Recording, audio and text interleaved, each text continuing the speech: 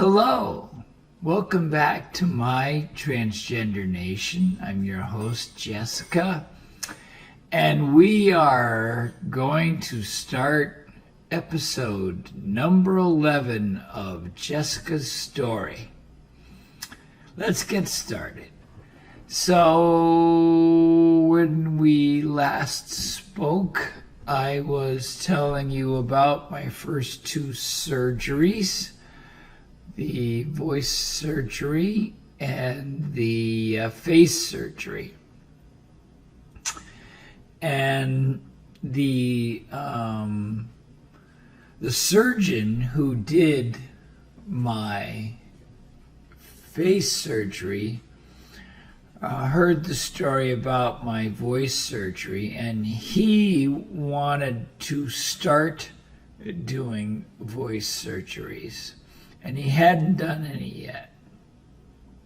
So he offered to do my voice surgery, and I just had to pay for the hospital stay, but he was going to basically do my surgery for free because I was going to be his very first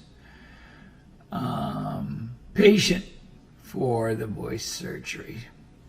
So I decided that I was very happy with everything he did on my face, and he was really a very nice man on top of that. So I decided to take him up on his offer. And so, let's see, I had the face back in June. So then, I think it was like September of the same year that I went back again and had my voice surgery done a second time. Unfortunately, the stitches broke on that one as well. And ended up going back to him another time down the road and had him do it a third time. And that one worked better. It's still not perfect, as you could probably hear in my voice. There's a little bit of a flutter to my voice. But it's much higher than my voice used to be. So I would say it was sort of like a 50% improvement in that regard. So that's all there is to really know about all the voice surgeries I had. So the last surgery to talk about is my gender surgery.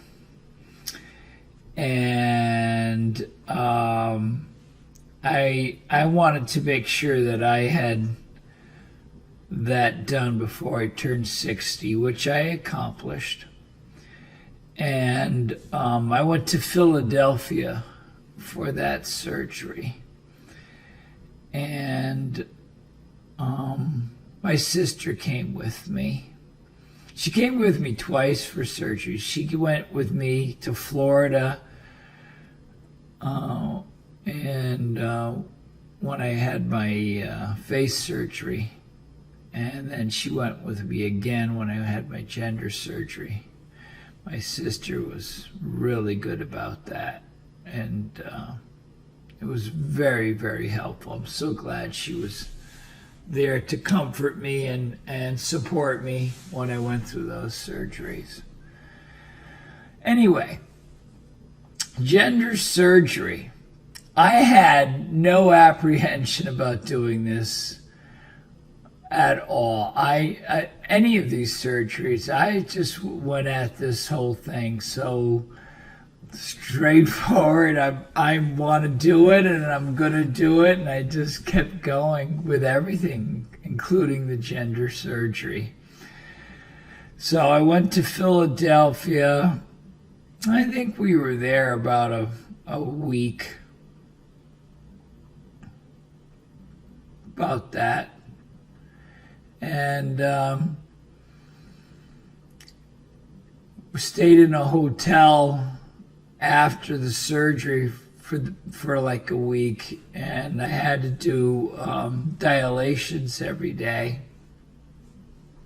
And then after about a week, I went back, and they took out all the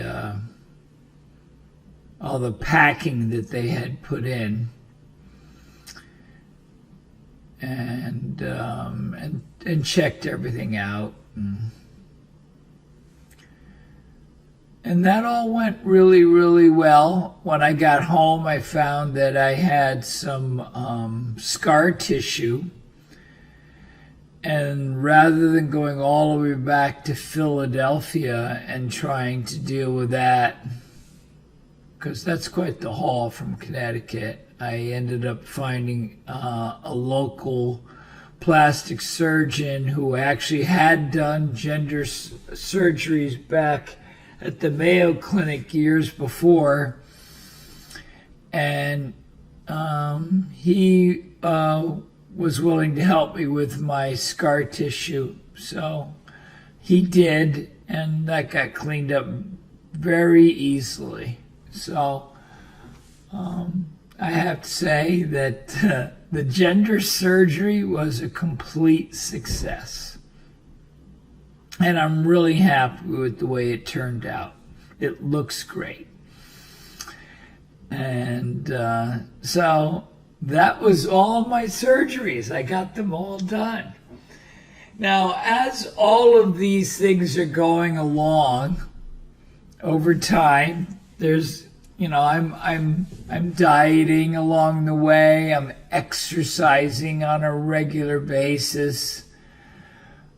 All trying to adjust how I look to try and improve and make myself look as more feminine as I possibly could, because that was the goal. I knew I was never going to be, the same as a cis girl, which is someone who was born female.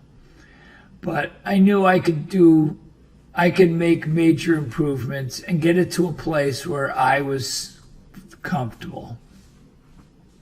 And I have to say that in the shape of my body and the amount of weight that I have, in the last year, I've really gotten that to where I am really, really, really happy. I wake up in the morning and I look at myself and I say, "You're doing all right." So I'm very pleased with where I am at this point. I'm pleased with all the surgeries that I have done. I am seriously considering doing one more thing. I'm kind of thinking about having breast enlargements. My boobs grew pretty good just from hormones, but I have, I have a pretty good sized chest, and my top is like an size 18. So I always feel like, that my breasts are not quite where I want them to be. And I don't want to make that change for me and not for anybody else. So I'm looking into it. We'll see what happens with that. All right, so those are all the surgeries I've had. That's really pretty much my story in total, as far as the, going from starting off as all male parts and all the way to all female parts. I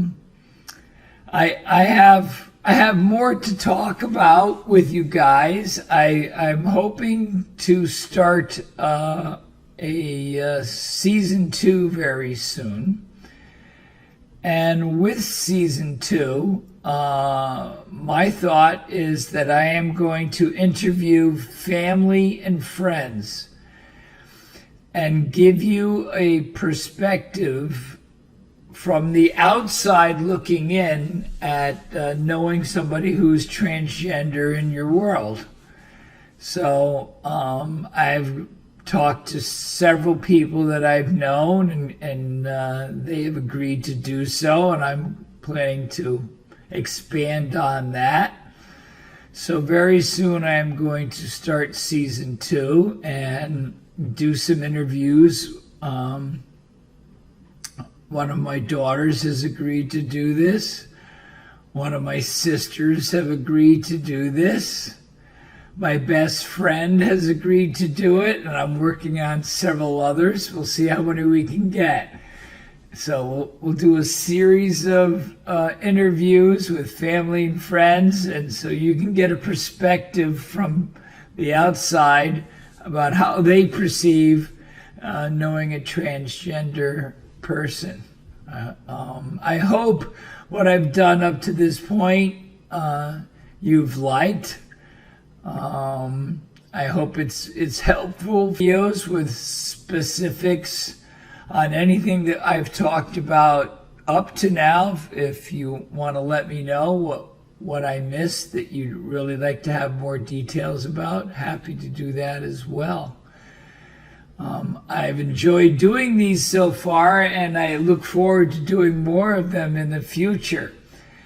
And so until then, I wish you a great day. Like, subscribe, and share our videos. We're also on Spotify as well as of audio only. I hope you're enjoying it. Take care. Okay, bye-bye.